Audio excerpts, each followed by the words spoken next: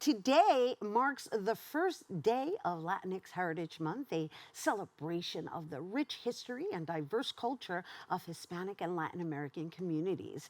And right here on Open, we'll be highlighting innovative guests within all genres of the Latinx creative realm.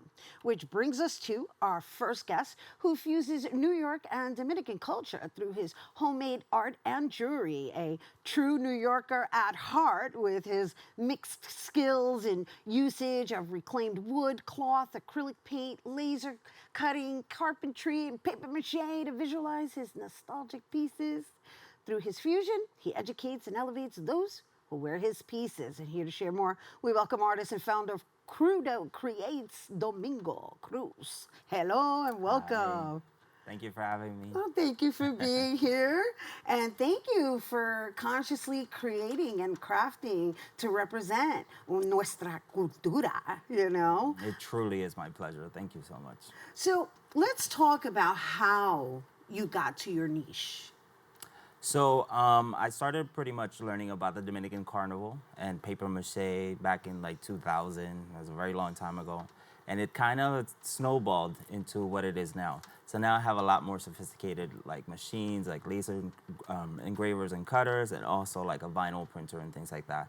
But pretty much those machines have allowed me to kind of bring those ideas I've always had, especially with the mix of the Dominican and the New York culture, and bring them to life. So here they are as a result of that trajectory. Are you self-taught? Yes, pretty much. I remember buying the Glowforge, which is basically like a $4,000 machine, and not knowing anything about it. So everything I've done here is pretty much just learning as I go. That's interesting. And what I also admire about what you've chosen to do with your work is you like to upcycle and recycle. So Right. you're crafting consciously. Right. Right? And so is any of this upcycled? Yeah, absolutely. As you can see, there's actually a TV. Right. We'll talk about the display itself. We're talking about the display itself, you guys, right? Yeah. That it's an actual monitor. I don't know if it reads as such on air, but yes. So that's being upcycled, Right. the monitor. So I do a lot of pop-ups, and I work with a lot of entrepreneurs in the community. And one of the things that we always need is like either music and always a display. And I like to bring displays that I can just quickly pick up and go. This was perfect because not only is this magnetic, it's actually a part of the TV as it was, but it also has sound. I've actually connected the sound to a Bluetooth speaker. Oh. And so I can use that during the pop-ups. How cool is Yeah, that? yeah. Oh my gosh! So the jewelry makes sound. Yes. Yeah. We couldn't provide that for you guys today, but you know, you get the gist of it. And not only that, we're going to be discussing the fact that there's magnets, which is why he was saying it's like naturally magnetic. Yes. Right. So let's talk about these items because some are magnets, some are keychains, some are earrings, and I've already put dibs on certain things, but let's just go through them. And I guess what inspires you to, I guess, speak to, I guess, the island and or perhaps our culture or even next generation, but I'll let you narrate that. So going a little bit back to the upcycling, my name is Crudo, and the reason why it's like that is also, it's not only because it's my name in verse, so Domingo Cruz, like the initials, but it's also because I like to use a lot of raw materials and a lot of things that have been discarded. Some of the things that you're gonna see on here are like little bottle caps. So this is Country Club. This is something that has become a quintessential part of our culture in the Dominican Republic, even though it's an American company. But you'll see bottle caps as well that I make into earrings. So this is actually a bottle cap. This is actually cardboard. We're talking about the casitas. The casitas are cardboard. Cardboard. And they're magnets. And they are magnets. Okay, so I want to just share with everyone, before we got on air, he said that he is going to be making these into ornaments.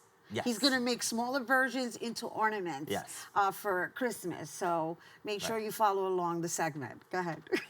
And then the casitas amuse to me, really, because you'll see it in a lot of things that I do. I even have like this mobile cultural center that I'm working on now that is a retired school bus on wheels that I'm going to be taking to different neighborhoods. But that's also designed after a house. It's just because of the fact that when I went to the Dominican Republic, it was for the first time, it was like a shock to me just how beautiful but simple and very complex and loving these places were. And I just like to live my life like that and also kind of like share that with everybody else. Okay, so hopefully we're going to Yeah. be able to show footage of your mobile Yeah. casita because I got to experience it going through your IG handle, Yeah. and I found it so fascinating yes. how you were able to take a school bus, right, a mini school bus, Yes. and transform it, Yes. and you made it a family affair. Yes. And your son was the manager. Yes, and then Oh, your nephew, Nephew, your nephew, nephew. your nephew. I found the well, you whole know, that thing. was a joke. He Yeah, was of course. working hard, you know. How old is he? Like He's 10. 10. now. Yeah. So. That's like the only footage that he has of working really hard. That's funny. Yeah. No, it's funny that you captured it too and narrated Yeah. it. But no, just the fact that you've chosen to take this on. So I thought it was just going to be an art installation. Yeah. And now you're saying you're actually going to move through the city with it. Right, yes. And the idea is for anyone that wants to hold a meeting, you know, in a traditional Casita Dominicana, or if they want to just have a pop-up, I'm going to bring up entrepreneurs to places that they could never go to. Just really, it's open to anything. There's really nothing like that in the city, and I felt like I really wanted to share this with as many people as I can across the 5 boroughs, and who knows, even another state. So when do you think it's going to be ready?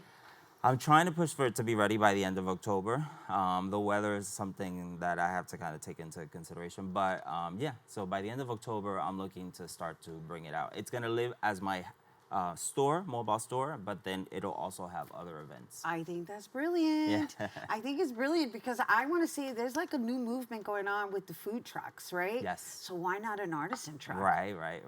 And the idea is also to bring books to neighborhoods and also art supplies, because I feel like schools are cutting these art classes all the time, especially being a former art teacher. I used to have 270 students in a Bronx school, and that quickly goes away very fast when they have the cuts. So I want to bring as And much not to art as I mention that can. they exclude certain information too. Right, absolutely. Right, that's awesome. Yeah, Oh my gosh, you have it all figured out. Yes. And you're doing it according to your passion. Right. How awesome is that? Yes, I love it. This is what I'm meant to do, and I'm so glad that I'm able to do it all the time. And so you got chicle here, Yes.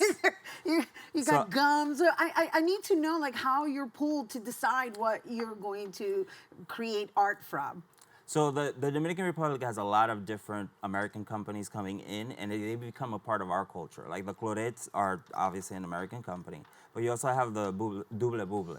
And these are actual wrappers that I ate a gum 20 years ago, and I said, I'm going to put away these wrappers because I'm going to use it eventually. And here I have them. So yeah, I pretty much take stuff that's a part of our culture and kind of embed it. But then I have a little bit of New York as well, because as you can see, this is my homage to Keith Haring, and a lot of what he contributed here to New York specifically, but even the United States, really, just the world, really.